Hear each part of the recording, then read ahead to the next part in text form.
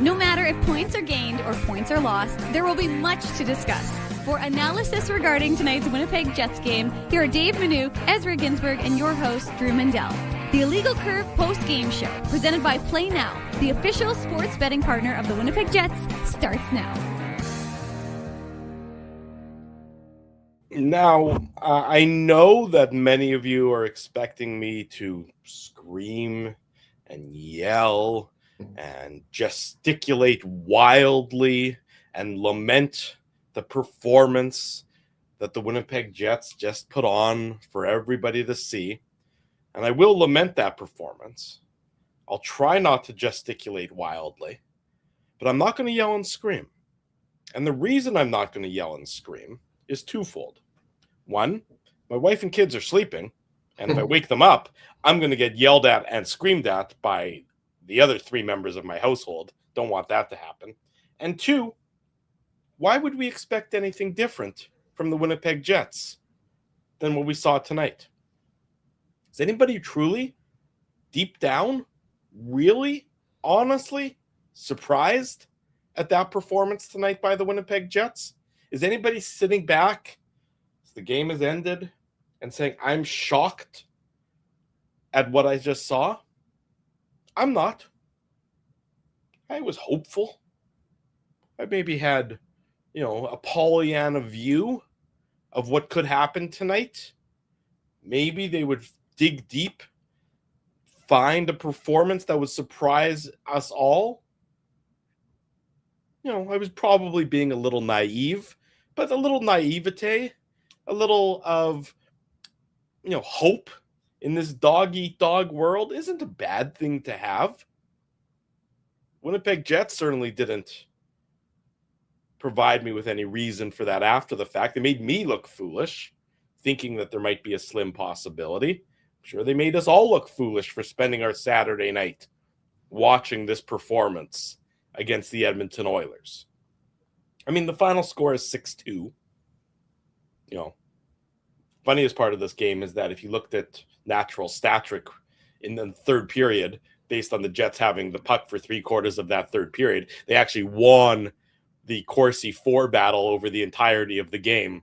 We all know that that's nothing but nonsense given the first two periods and how that went. I mean, this roster just isn't good enough. It's just not good enough. The player's performance isn't good enough. There's no question about that. Guys who should be drivers for this team, assets for this team, aren't good enough, haven't been good enough, weren't good enough tonight. The roster itself is also flawed, and it's terribly flawed. It's flawed. I mean, there's a mile of a gap between the Winnipeg Jets and what you would call anybody that's a Stanley Cup contender. The general manager, Kevin Cheveldayoff, made some bad bets this offseason with regard to the construction of the roster. He hasn't done anything. It doesn't seem inclined to do anything based on his comments previously, earlier in the week, that the answers for the Winnipeg Jets have to come from within. Well, I mean, it's clear there are no answers from within. You can say, oh, well, we expect the players to find an answer. We expect the coaching staff to find an answer. That's fine. That's lip service. You watch this Jets team, there is no answer coming from within this group. It's patently obvious to anybody who watches this Winnipeg Jets team through 28 games of this season that they just don't have an answer. You saw them tonight against the Edmonton Oilers. Yeah, second half of it back-to-back. Yeah, 7th game in 11 nights. We get all that. But that's just an embarrassing, inexcusable, disgraceful performance to be down 4-0 before the game is 14 minutes old. I mean, the game is over in the first 14 minutes. I don't care what happens after that for the remainder of the game. It's just unacceptable. And we've had the players have their closed-door meeting. That happened on Monday. We've had the coach rip the players, as much as Scott Arniel can do. We've had him take the tough love approach. We've had him take the disappointed dad approach. They've checked off all the check marks on what a struggling team says and does in an effort to put a good face out there for the general public and their ticket buying fan base. It's now on the general manager, as far as I'm concerned.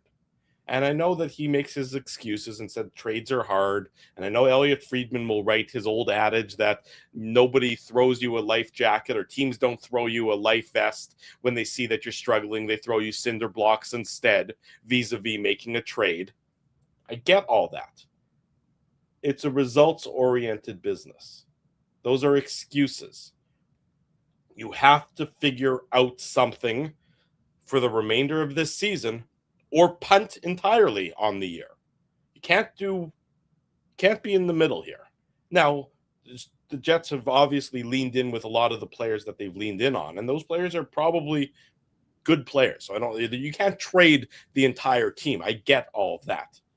But you have to do something to change what we saw tonight, what we saw on Monday in Buffalo, because that is the Winnipeg Jets of so far in 25-26.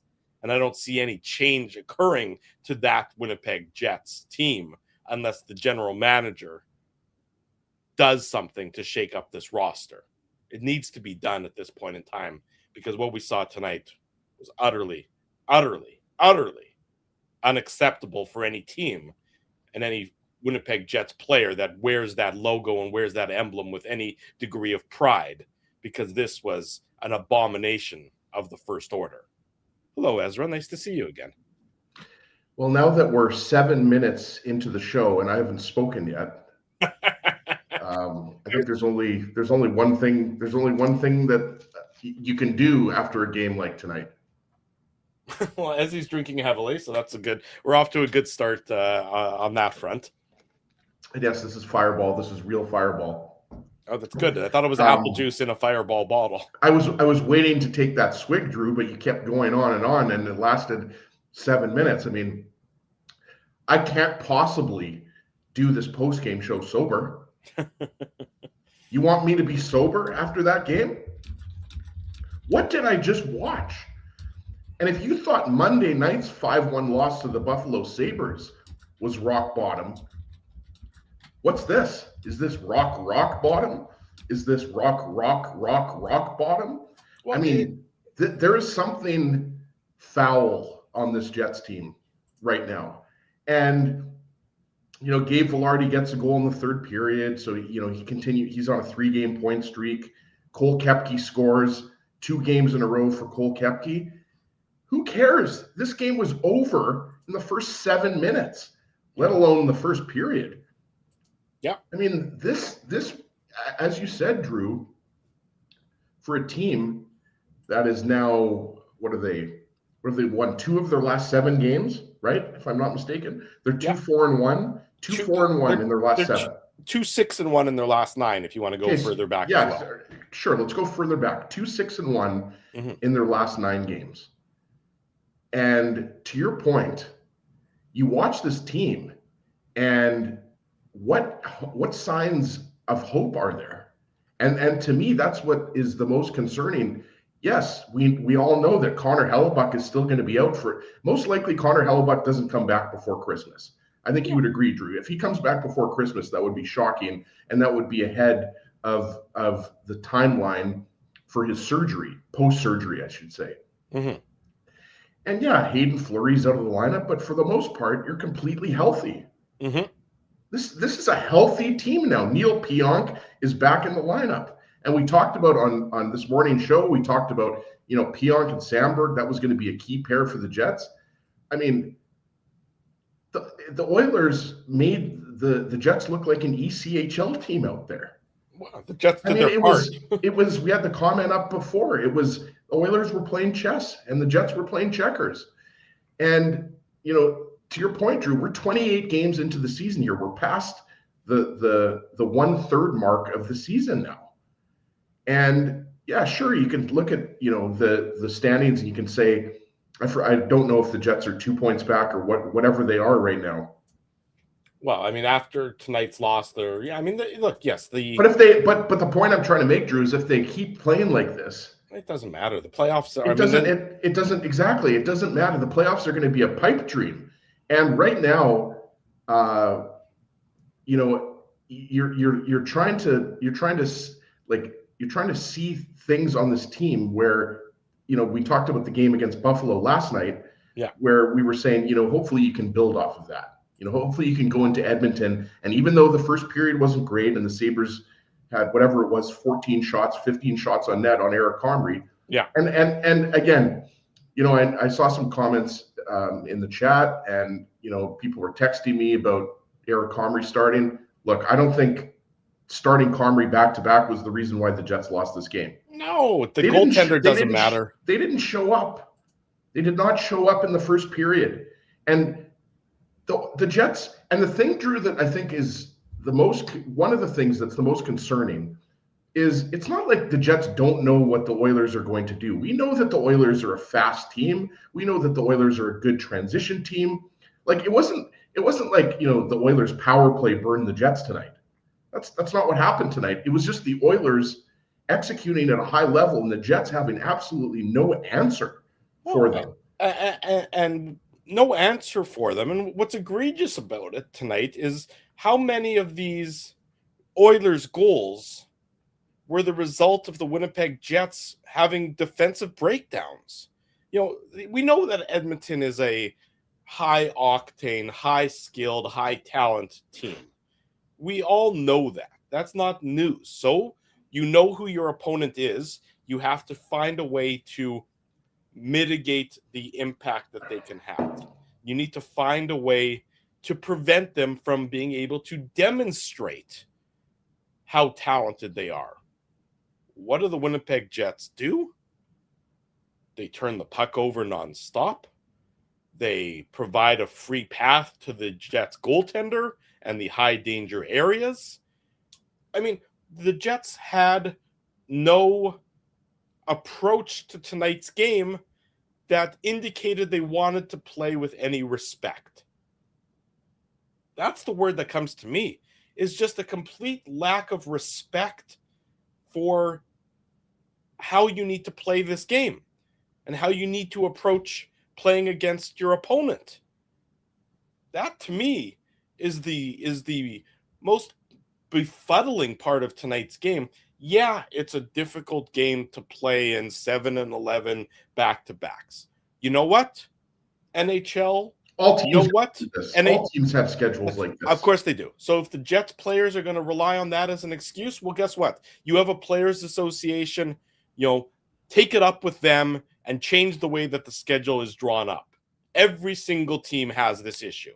It's inexcusable to use it as an excuse to have this kind of performance. It just can't happen if you're a professional. If anybody's running a business, you're doing whatever you're doing for your business. I don't care what you're doing. You can't say, oh, well, I've been working too hard.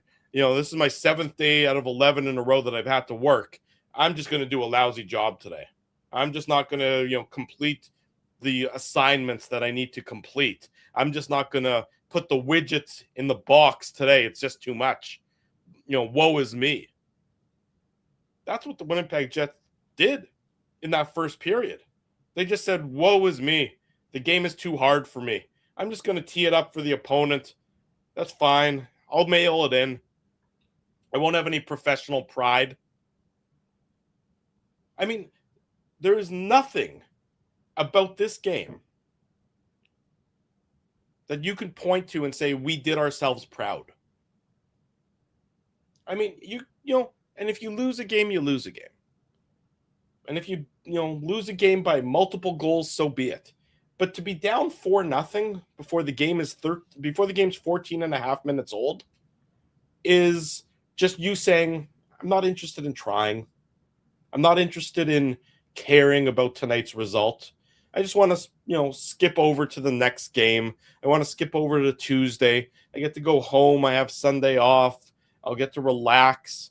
It's just one of 82. I don't care about it. It's just an unacceptable performance of the first order by the Winnipeg Jets. I will say that the Jets' top line, I don't think that they were necessarily the ones. They probably did the Jets the most proud of anybody in this game. That the top line, I don't think that they are to blame with this performance. But the fact that Cole Perfetti played any more... Did he play tonight? Yeah, he's directly responsible for the third Oilers goal. He should have been on the bench for the remainder of the first period. He should have been on the bench for the remainder of the first period. If he is a key asset for the Winnipeg Jets organization, and the Winnipeg Jets organization and the coaching staff are satisfied with his performance tonight and satisfied with what has been his performance this year, then we're all in a lot of trouble. But if there was ever a player who deserved to be benched, it was Cole Perfetti tonight for what he did on that third goal by the Edmonton Oilers. Oh, and by the way, the Jets captain, Adam Lowry, could have very well been sitting next to Perfetti on that bench for the remainder of the first period. If Scott Arniel had sat them and stapled their asses to the bench, that would have been fully deserving for how those two players played that third goal that the Oilers scored. It was inexcusable. The sixth goal even, Drew, Vladislav Nemesnikov has the puck in the corner, and it looks like he's going to either shoot it up the boards or at least move it out of the zone. And What does he do? He gives it away to Trent Frederick, and it results in a goal for David Tomaszek. It was bad. Another example, and that's the sixth goal when that's a completely meaningless goal. And Nemesnikov gives the puck away to Fred. Again, there was a lot of errors in this game. There's a lot to unpack in this game. There's a lot to be upset about if you're a Jets fan. Mm-hmm. If I'm a Jets fan, I'm upset with how this team has played as of late, right? And it goes back to what you said, Drew, about being down 3-0 after 7 or 8 minutes, being down 4-0 after the first period. To me, what pissed me off the most about this game is how they came out in the second period. Sure. They went 13 minutes without a shot in the first period. That was mentioned on the broadcast. Everybody watching the game saw it. Yeah. The first period was maybe the worst period that we've seen, almost going back to the pre-Paul Maurice era. That was almost like the first couple years of the Jets, when they just didn't have enough talent and skill, and you just knew they weren't a playoff team those first couple of years coming over from Atlanta. It was almost that bad. It was almost comically bad. You're watching the game and you're like, what the hell is going on here? This is the team that won the President's Trophy last year. This is a team that has Stanley Cup aspirations. Yeah.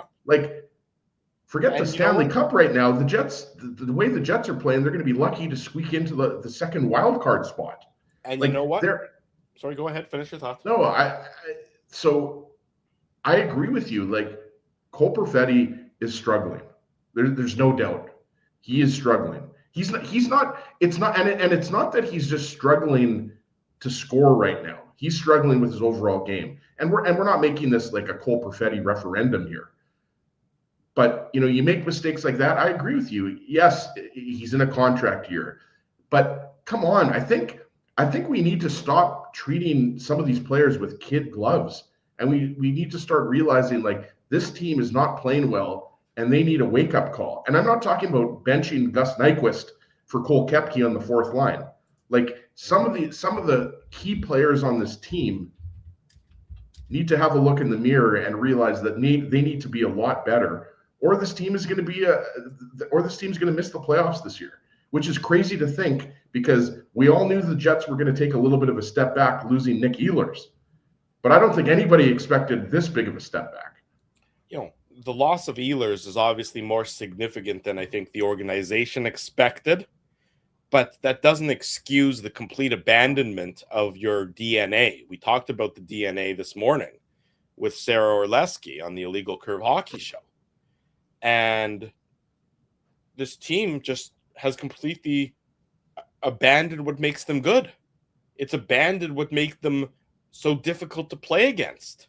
It abandoned what was their reason for being. And instead, what you have is this team with no identity, no approach to the game night in and night out. And do I think that to some extent, I think to some extent it has to do with the fact that the roster is flawed, that the players realize at this point after 28 games, because the players know better than anybody else. Don't fool yourself for a second. The players know better than anybody else what they can do and what they can't do. I think the players know that the system they want to play, especially the players who were here last year and who were 2 years ago, they can't play that system because the roster is flawed. The makeup of the team. And Drew, you talk about system. What system are the Jets playing right now? Well, I don't see a team. I honestly don't see a team playing a system. I see a team that is not only are they fragile, I see a team that is struggling to put together a productive shift. Forget the stacking, shift after shift, and getting a couple of lines going in the offensive zone. This team just there's freelancing going on. Well, there's just I've said this before, but it's just a team that seems very lost in the way that they're playing. Well, this comment from Dave, one of the Chapelazes. I know there's a lot of them in the chat usually. The approach the Jets wanted to take is no different than the approach they wanted to take last year, where they sent the puck in deep, they went hard on a forecheck, and they grinded behind the net, and they forced the opposition into either making turnovers or the Jets won puck battles. That was the strategy. That was the approach. They weren't trying to reinvent the wheel and changing how they were going to be playing hockey. The problem is they can't play this way anymore because the roster is flawed, because the general manager has misjudged the team that he has given to the head coach. And the head coach has not been able to pivot to a different style of play. Probably because there isn't really a good style of play for an old, slow team. But to your point about the freelancing, so what happens is players realize, well, shit, the way they want us to play, we can't play that way. So we're going to have to find another way to play that way.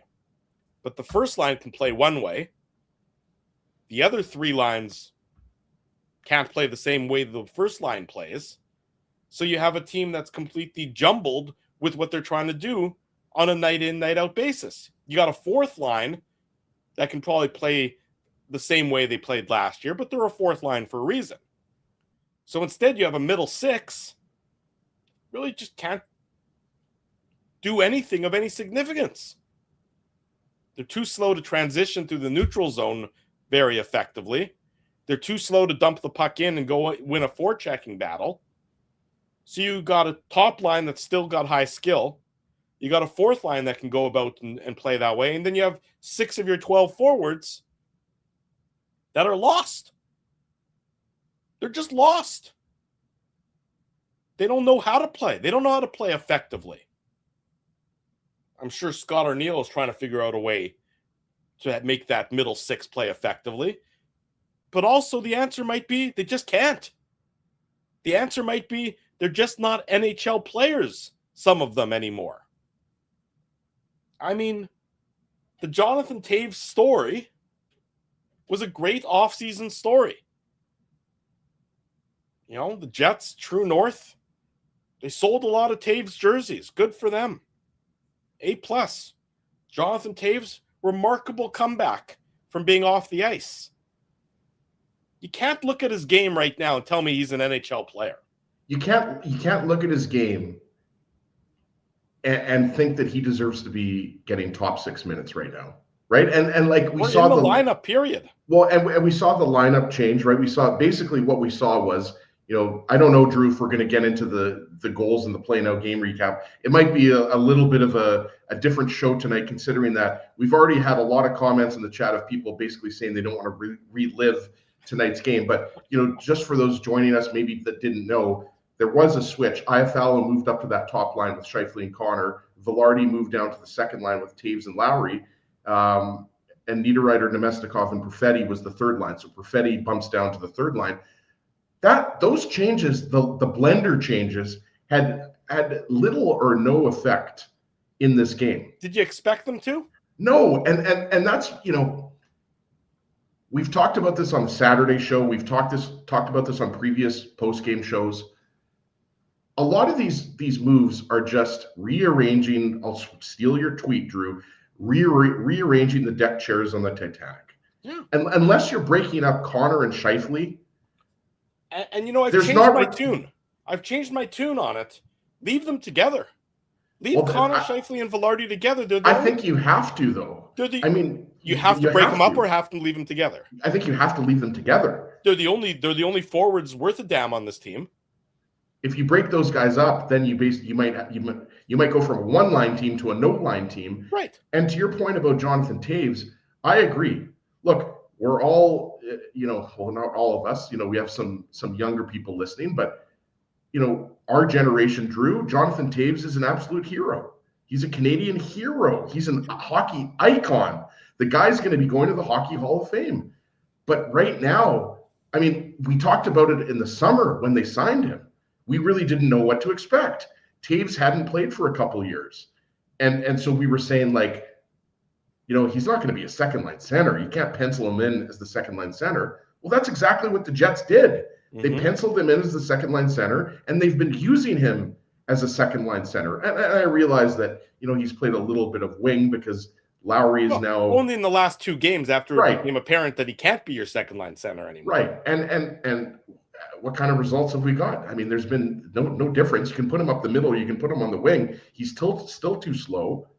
And he's just not having an impact on the game. And again, we're not going to get into the numbers, but if you want to talk about analytics, his analytics are awful. He's one of the worst forwards in the league right now. That's just it. He is, I believe, bottom 3 worst forwards in the NHL. Right. And I'm not saying this. I have zero joy in saying that. But how do you keep putting him out there on the second? Like, they moved him down to the fourth line, right? He was playing a little bit on the fourth line. Why was he moved back to the second line? I'm not. It's a curious move by Scott Arniel. They have to have a deep look at this and say, this is not working here. Like, we're 28 games into the season here. Like, what are you going to wait until you're 50 games into the season and you're out of a playoff spot? Like, I just don't. I don't think that you can keep using him like this. Obviously they can. Scott Arniel and the coaching staff make the decisions that they want to make here. And I'm not turning this into just crapping on Jonathan Taves here, but no, it's not. This team needs a shakeup. And to your point, is there a better time than now to make a trade? Like, I think you have to look seriously at what flaws you have on your team and how you address them. And yes, a short-term fix is calling some reinforcements up from the Moose, right? There's guys, the Moose I know they lost to Iowa tonight, but the Moose were on a heater, and there's lots of guys that are just dying to get back into the NHL, whether that's a David Gustafson, whether that's a Walker Dewar, whether that's a Brad Lambert. Like, there's guys that are waiting to get their call up to the Jets. And if you're not going to do that on this homestand, like, when are you going to do it? And I'm not saying that these guys are going to solve all the Jets' problems. Look, Connor Hellebuyck is out right now with the knee surgery. That's huge. That's huge. The fact that the Jets have 7 more games before Christmas and they're not going to have Connor Hellebuyck back, that's huge.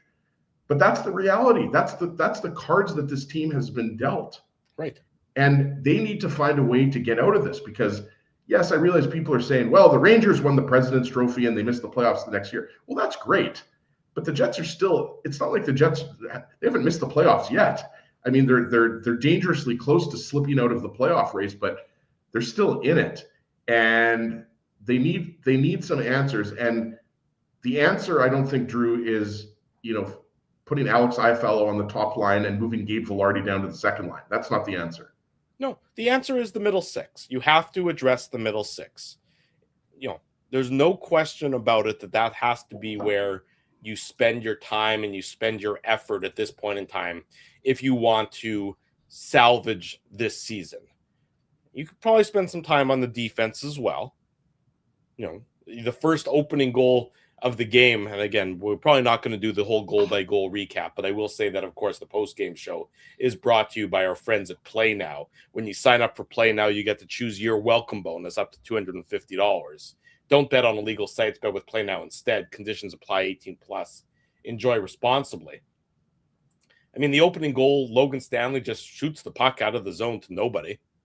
The Oilers quickly transition, and then Alex Iafallo gets beat off of the original shot by Connor McDavid. Ryan Nugent-Hopkins beats Alex Iafallo to where he needs to get to for the rebound. Again, errors, a pass to nobody, losing body position, back of the net. Goalie makes the initial save.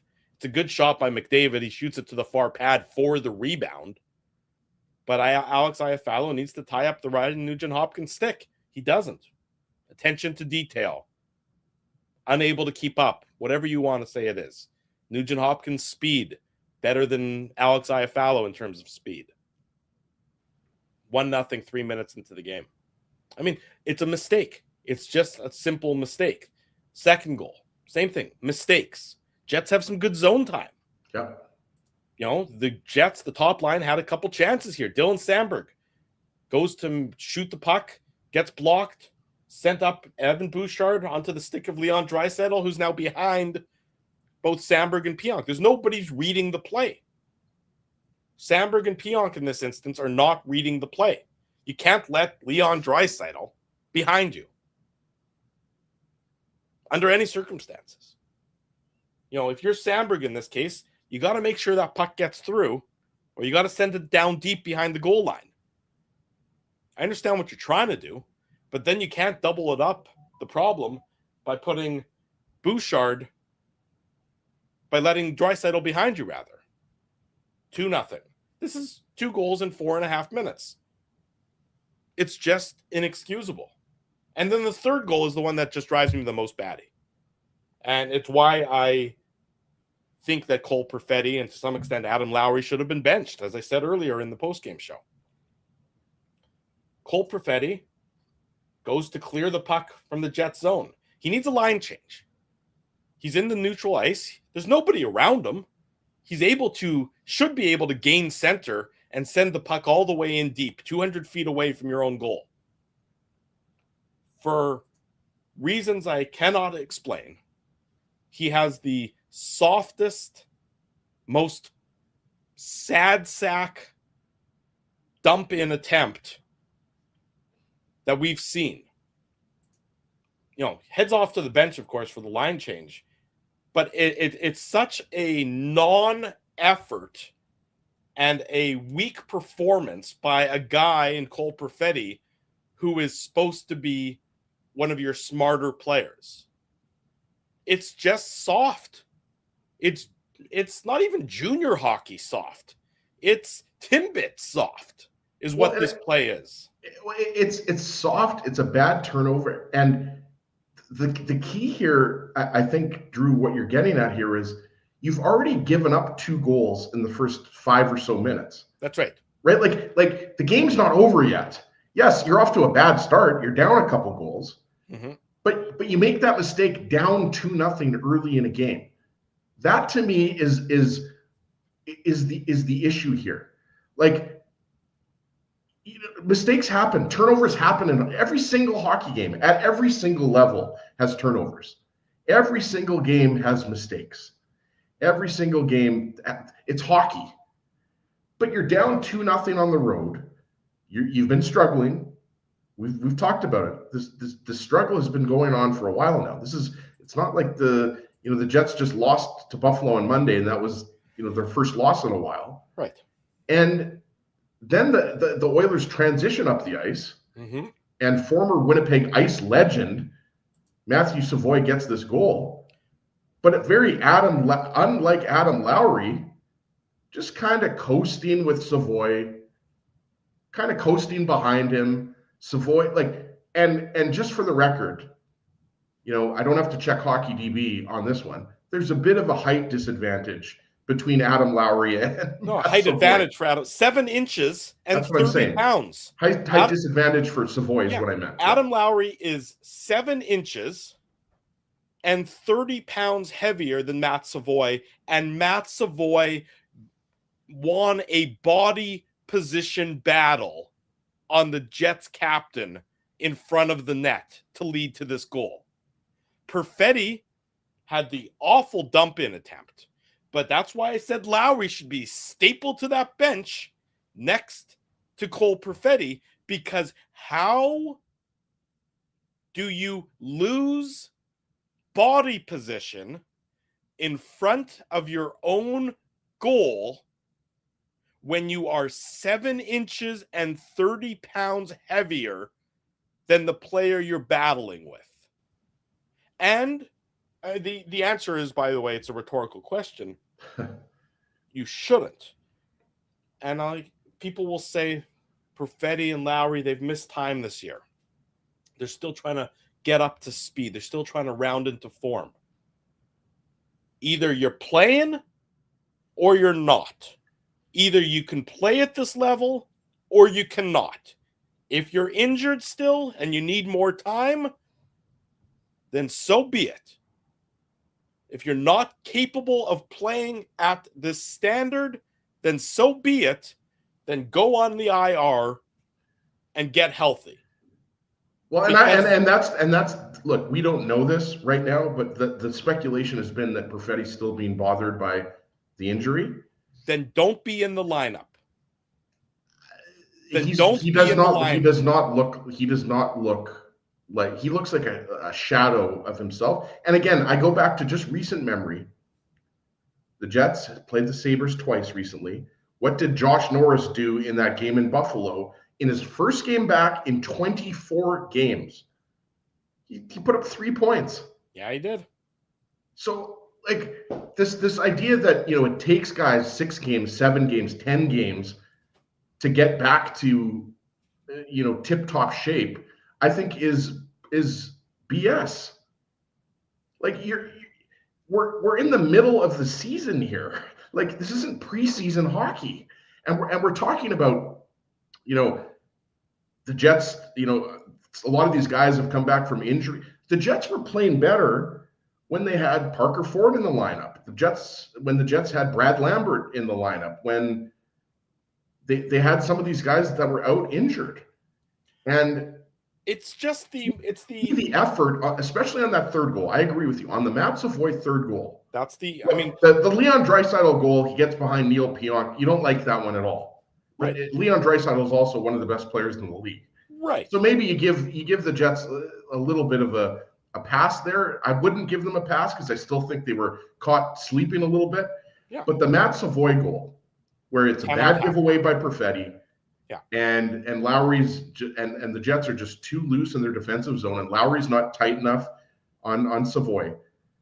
You just can't happen when you're down 2-0 early in a game that you got to win. And that's the thing. The Jets have to win all these games, right? And by the way, next week at home, the Jets start off their 4-game homestand against Dallas, and then against Boston, and then against Washington. So it's not like the Jets have, some easy games coming up at home. The Jets are going to be facing some good teams. They just recently lost to Washington. Dallas is second place in the Central Division, and they're keeping up with the Colorado Avalanche. I realize they're a few points back, but Dallas is playing some real good hockey. Obviously, Tyler Seguin is going to be out for the rest of the season, but it's still an absolutely loaded team. So, the Jets have got to figure this out. It's not up to me and you to figure this out, Drew. It's not up to the chat to figure this out. It's up to the team to figure this out and get this going back. And, our buddy Ball Hockey Videos Manitoba was saying, a lot of people are saying that the season is over, the sky is falling. Look what St. Louis did last year. Well, does anybody think they're going to do what St. Louis did last year? Not playing the way they're playing. By the way, Scott O'Neill, I think, made a mistake on this one as well. The timeout should have been called after the 2-0 goal. Calling the timeout after the 3-0 goal is one goal too late. When you're I thought he should have pulled Comrie after the third goal. You know what? Sure. I knew he was going to wait. I knew Milic was coming in after he didn't pull him after the 3-0 goal. I knew Milic was coming in for the second. Yeah, but I just thought at that point, like, it's still kind of a game, and to me that was not because of the way Comrie was playing. None of those goals were Comrie's fault. I just thought that was not. Anyways, I thought that was an opportunity for O'Neill to pull Comrie a little earlier there. I would have called the timeout after the 2-0 goal. When it's 2-0, yeah, it's not easy to come back, but we've seen plenty of teams come back when you're down 2 goals. Happens all the time in the NHL. The coach should have called a timeout. O'Neill should have called a timeout. At that point in time, you've given up 2 goals in the span of 1 minute and 37 seconds. Call the timeout. Snap your players into focus. Snap them into focus. Calling the timeout after the 3rd goal is 1 goal too late. At that point in time, I mean, they're not going to come back from 3 goals down. It's that much harder to come back from 3 goals than it is 2 goals. It doesn't. I know people say, "Oh, it's only 1 goal, Drew," but we've seen in hockey how often teams can come back from 2. How often they come back from 3? Not very often. Call the timeout after the 2 goals, and get your message through to the players that the last 90 seconds, the first 4.5 minutes of this game, haven't been acceptable. Get that message through while there's still time for that message to resonate. After the 3rd goal, it's too late at that point in time. It's too late. And sorry, Drew, and sorry, another thing I was going to say, I agree with you. The game was over after the 3-0 goal. I at least in my mind, the game was over at that point. And obviously, Evan Bouchard scores the power play goal. The Kyle Connor trip, like what's that? That was a lazy penalty. That, to me, that was, look, Connor McDavid was dancing tonight. He was cooking. Connor McDavid was cooking. So was Draisaitl. So was the entire Oilers team. But that trip that Connor made on McDavid was kind of like, okay, well, I don't know what else we can do here. I'm going to trip him. Yeah, but was McDavid dancing any more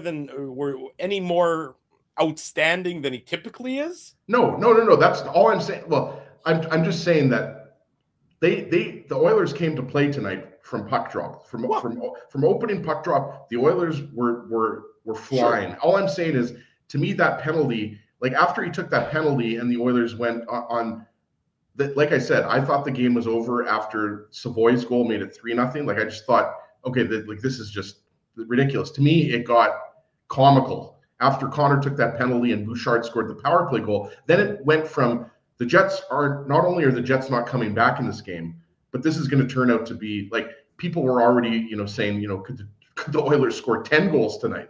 Wow. They came close, but I just think the point I'm trying to make is that to me is a sign of a team who has lost control and doesn't have any answers and is just kind of aimless out there. Like, and I'm not completely ready in the Jets. Like, I'm not prepared to say the Jets, like, they're done. Like, I still think the Jets can be a playoff team, but the fact that, to my point earlier, the fact that we've gone from talking about the Jets as a Stanley Cup contender to a team that might squeak in to a wild card spot shows you how badly things have fallen apart.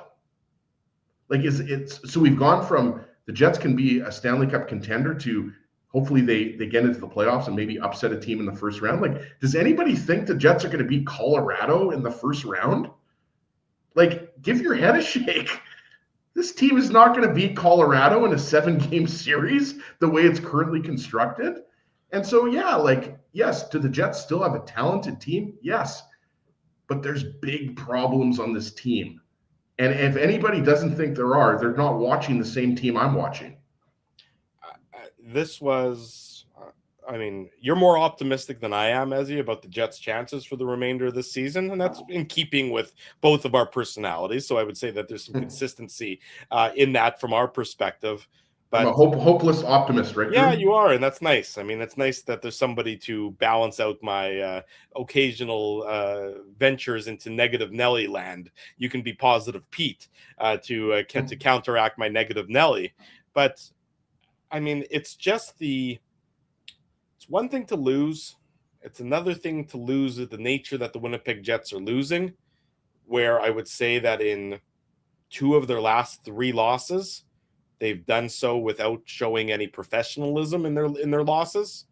The game in Buffalo on Monday, the game tonight in Edmonton, those weren't professional efforts. Those weren't professional efforts whatsoever. Those were efforts of a team that didn't want to play the game, didn't really want to be there, and was happy to just lose the game without much effort, without much difficulty, roll over and die, if you will, for their opposition.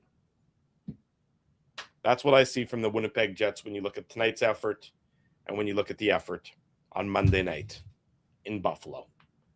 We'll take a break. We'll come back with more of the Illegal Curve post-game show / therapy session. Drew Mandel, Ezra Ginsburg with you. Jets drop a 6-2 defeat to the Edmonton Oilers tonight, somehow losing by 4 goals and giving up 6. Still seems to flatter the Winnipeg Jets on the scoreboard. It was that kind of night, folks. Don't go anywhere. More of the Illegal Curve post-game show set to come.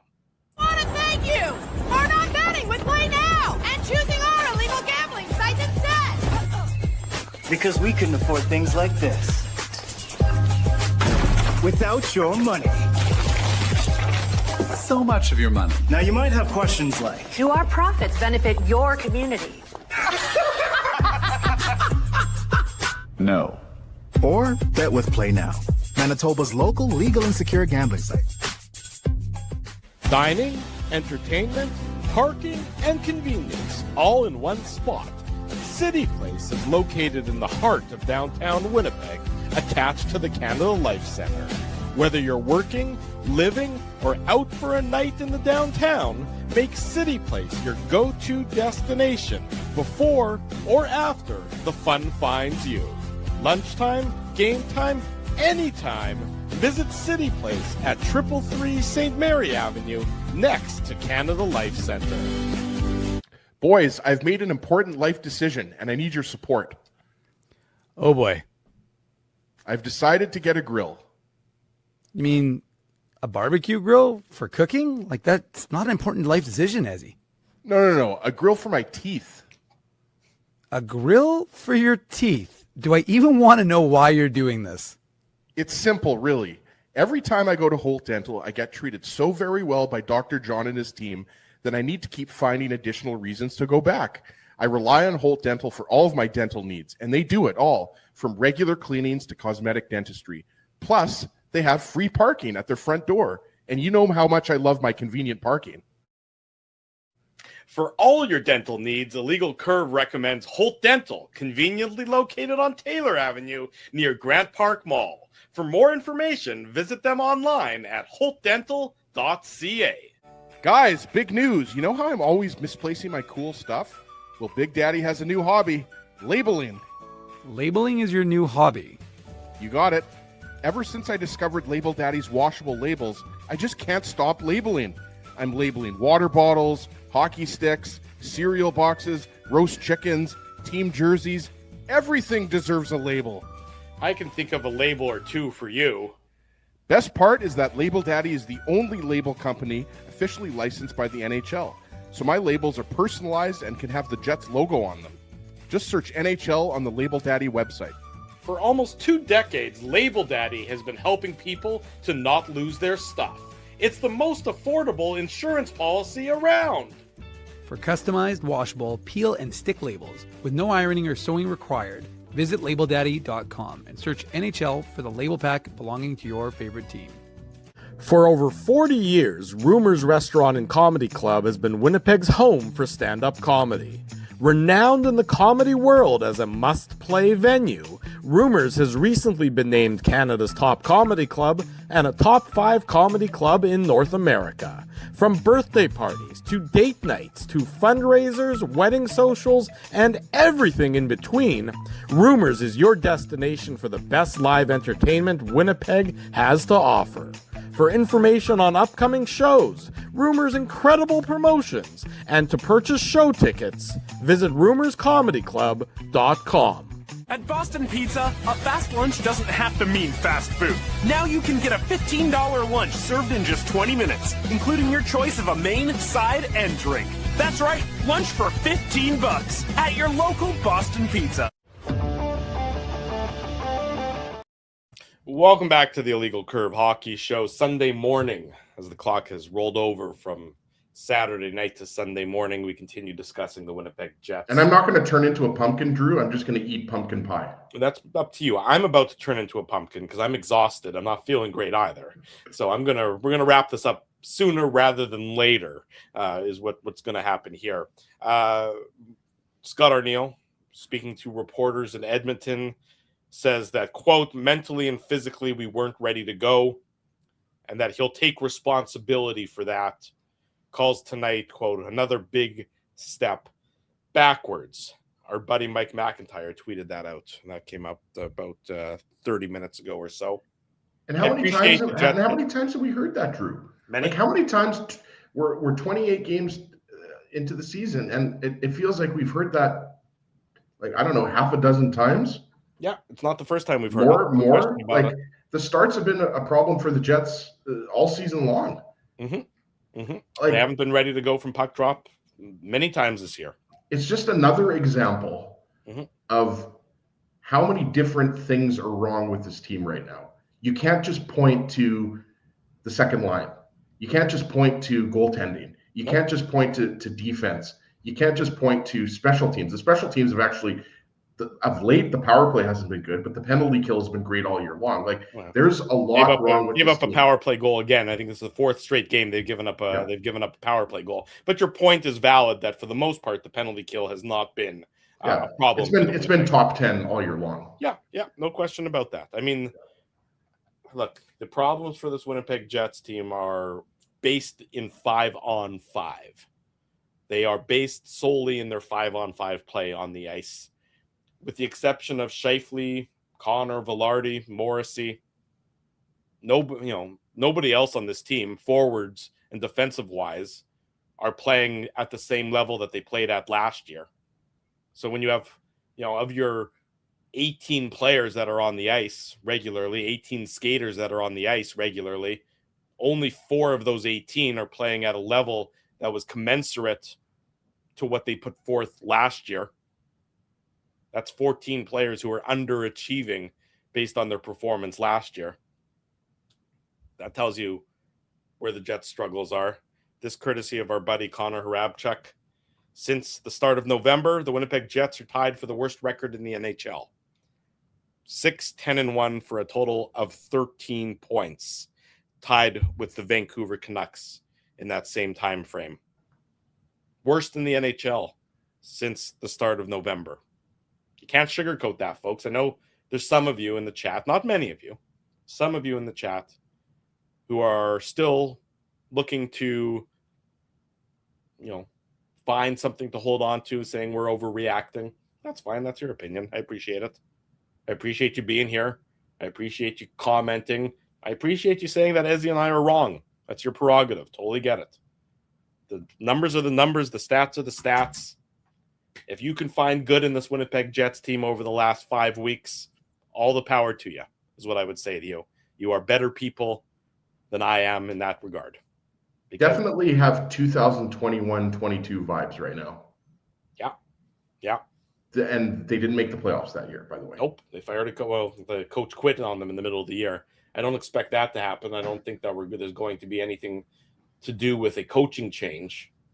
I don't expect that there's going to be anything big happening. That's not the Jets' MO. Should there be? Well, I don't think that the coaching change is an answer. That would, to me, would not be where I would move.